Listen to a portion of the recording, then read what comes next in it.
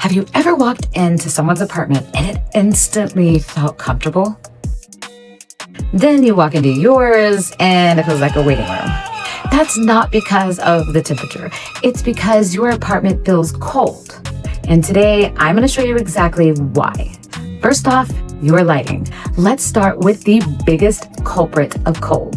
That harsh white light makes every room feel sterile.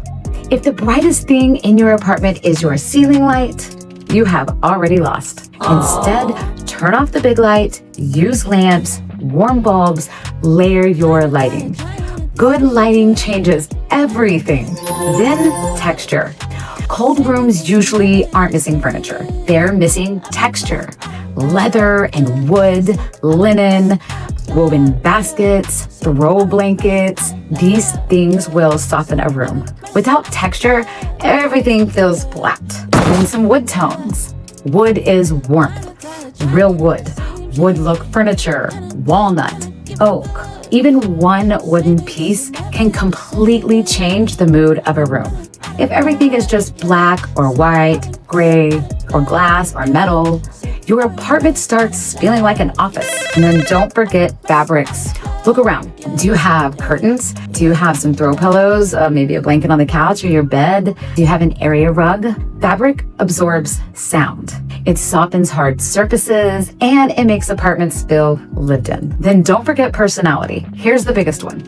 Cold apartments, they don't tell you anything about the person who actually lives there. There's no books or some magazines, no meaningful art, maybe no plants or no memories, nothing personal. Your apartment should tell your story, not IKEA's. Then the fix. Don't buy more. Just layer better. One blanket, one rug, one lamp, maybe two, one wooden accent. Those small little changes completely will change how a room feels. Warmth isn't expensive. It's intentional. So the apartment check. Walk into your apartment tonight. Turn off the ceiling light. Turn on one lamp. Ask yourself, does the room immediately feel calmer? If it does, now you know where to start. Your apartment shouldn't feel like a showroom.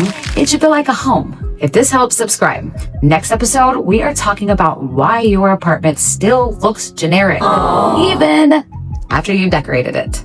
And as always, don't forget to like and subscribe.